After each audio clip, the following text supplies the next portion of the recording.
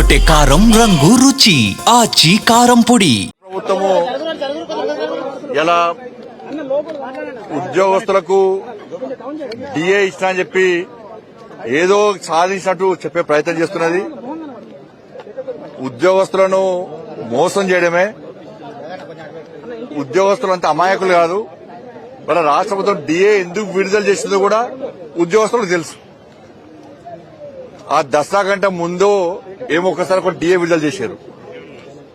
Congress party ప్రభుత్వం వచ్చిన తర్వాత 2 సంవత్సరాల్లో నాకు తెలిసి విడుదల చేసింది ఒకటే డిఏ అనుకుంటా.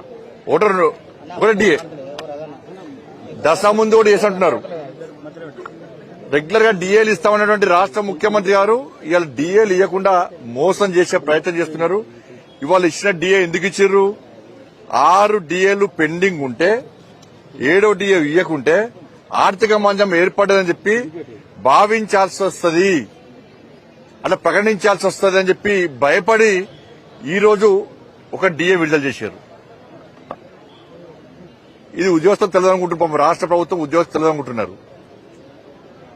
గతంలో రాష్ట్ర ముఖ్యమంత్రి గారు ఏమన్నారు? లేదు, ఇప్పటి రెగ్యులర్ డిఏలు ఇచ్చేస్తాము, బీఆర్ఎస్ పార్టీ ప్రభుత్వం ఇయ్యలేదు, మోసం చేసింది, మేము ఇస్తాము అని చెప్పన్నారు. ఇంతవరకు డిఏలు ఇవ్వకుండా మళ్ళీ ఇప్పుడు ఇంకో డిఏ ఇస్తే 7వ డిఏ అయితే అని చెప్పి ఇవాళ ఇచ్చారు. ఇవాళ కాబట్టి ఎవరైనా ఉద్యోగస్తులు కోర్టు అనుకోకుండా కోర్టు వద్ద కోర్టు ఏం ఉత్తర్వులు ఇస్తుంది? పూర్తిగా 6 డిఏలు ఇవ్వాలని చెప్పి కోర్టు ఉత్తర్వులు ఇచ్చే అవకాశం ఉంది.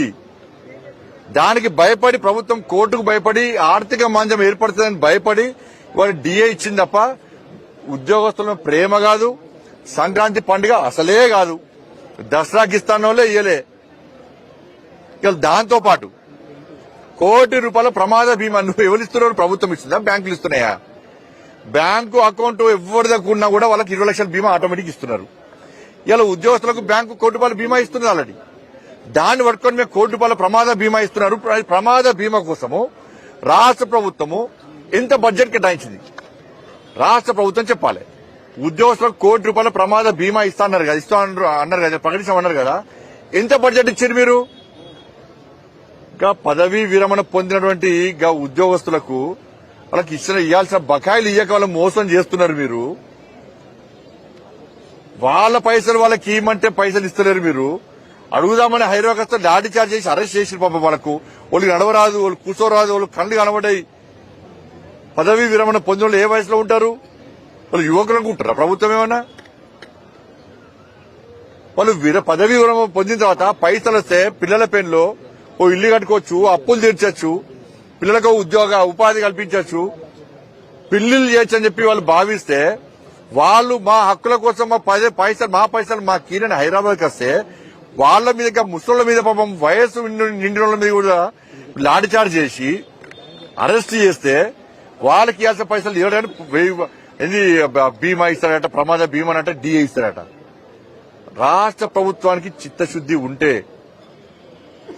ఉద్యోగస్తుల ప్రేమ ఉంటే వెంటనే మీరు 6 డిఏలు సరే 6 డిఏలు పక్కన కనీసం 3 డిఏలు ఒక 3 డిఏలు ఆ ప్రభుత్వం బీఆర్ఎస్ పార్టీ ప్రభుత్వం ఇస్తారని మీ కోటేసి గెలిపిస్తే మీరు కదే ఆ 2 డిఏలు ఇవి మీ దశగా 4 డిఏలే. 2 సంవత్సరాలే 4 డిఏలు ఇవ్వాలి. మీరు పెన్షన్ పైసలు ఇస్తలేరా, రిటైర్మెంట్ పైసలు ఇస్తలేరా, ఫీజు రిమెంబర్మెంట్ ఇస్తలేరా? ఇలా మున్సిపాలిటీలకు ఒక్క పైసా ఇచ్చినా మీరు శ్వేతపత్రం విడుదల చేయండి. తెలంగాణ రాష్ట్రంలో ఏ మున్సిపాలిటీకి 2 సంవత్సరాల కాల వ్యవధిలో ఎన్ని కోట్ల రూపాయలు ఇచ్చారో, కోట్లెక్కడి ఎన్ని వేల రూపాయలు ఇచ్చారో చెప్పుడు చాలు. కోట్లెక్కడి ఎన్ని వేల రూపాయలు ఇచ్చారో విడుదల చేయండి. కోట్లు లక్షల పక్క పెట్టి ఏ మున్సిపాలిటీకి ఎన్ని వేల రూపాయలు ఇచ్చారో విడుదల చేయండి శ్వేతపత్రం. కాబట్టి ఉద్యోగస్తులు ఆలోచించాలి, ఉద్యోగస్తులు ఆందోళన చేయాలి. మీకండగా భారతీయ జనతా పార్టీ ఉంటుంది. రాష్ట్ర ప్రభుత్వం ఇలా కేంద్రము యథావిధిగా డిఏలు ఇస్తున్నది, ఎక్కడ పెండింగ్ లేవు. రాష్ట్ర ప్రభుత్వం ఇవ్వాల్సిన డిఏలు మాత్రం ఇస్తలేదు. కాబట్టి ఉద్యోగస్తులు ఆలోచించుకోవాలి. మున్సిపల్ ఎన్నికల్లో మీరు నిక్కచ్చిగా పనిచేయండి, నిజాయితీగా పనిచేయండి.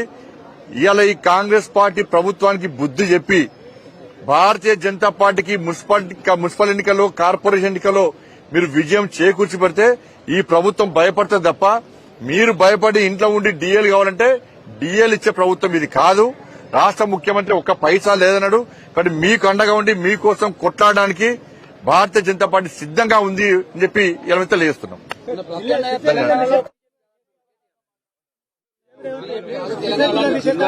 మీరు కాదన్నా ఇంతకుముందు చెప్పినా బీఆర్ఎస్ పార్టీకి ఎంపీలు ఎంతమంది? బీఆర్ఎస్ పార్టీకి ఎంపీలు ఎంతమంది? ఒక్కలేరు. 100 సీట్లు గెలుస్తామన్నారు. ఎన్ని గెలిచారు మీరు? మొన్న జరిగినటువంటి ఉపాధ్యాయ ఎమ్మెల్సీ, పట్టభద్రుల ఎమ్మెల్సీలో మీ క్యాండిడేట్ల పేరు చెప్పాను. మీ క్యాండిడేట్ ఎవరు? మీకు క్యాండిడేట్లే లేరు, ఎంపీలే లేరు. 100 సీట్లు గెలుద్దామన్నారు. మీరు అడ్రస్ లేకుండా వేరు. మీ పార్టీ 3 ముక్కలు కుక్కలు చింపిన విస్తరగా తయారయ్యే పరిస్థితి ఉన్నది. మీరు మా గురించి మేము దేశంలో ముచ్చటగా 3వ అధికారంలోకి వచ్చినాం. ఇంకా 20 సంవత్సరాలు అధికారంలో మేమే ఉంటాం ప్రజల ఆశీర్వాదంతో. మీరు భారత రాష్ట్ర సమితి అన్నారు, దేశం మొత్తం పోటీ చేస్తున్నారు. అడ్రస్ కూడా వేరు. మహారాష్ట్రలో ఆఫీస్ పెడితే ఆఫీస్ కిరాయి కట్టనేరు. మీరు ఆంధ్రప్రదేశ్ లో ఆఫీస్ పెడితే ఆంధ్రప్రదేశ్ లో కిరాయి కట్టలేదు, ఆఫీస్ మూసేసారు.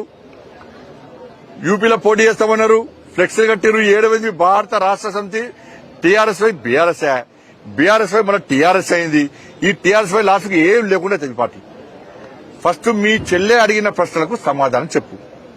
మీ చెల్లె అడిగిన ప్రశ్నలకు నువ్వు సమాధానం చెప్పు. నీ బీఆర్ఎస్ పార్టీ ఉందని గ్రహిస్తారు.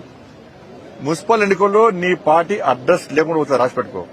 హైదరాబాద్ జీహెచ్ఎంసీ ఎన్నికల్లో 3-4 కార్పొరేట్ చేశారు. అన్నిట్లో Bharatiya Janata party mayor guarantee. Sircilla గాని వెమ్లవాడ గాని నీ నియోజకవర్గం గ్యారంటీ. ఇవాళ భారతీయ జనతా పార్టీ చైర్మన్ గెలుస్తారు, ప్రజలు ఆశీర్వదిస్తారు. ఇవాళ మా దమ్మెందు చూపెడతాం. ఈ సిరిసిల్ల మున్సిపాలిటీకి నిధులు ఇచ్చింది కేంద్ర ప్రభుత్వము. ప్రజలు గెలిపించేది కూడా బీజేపీ.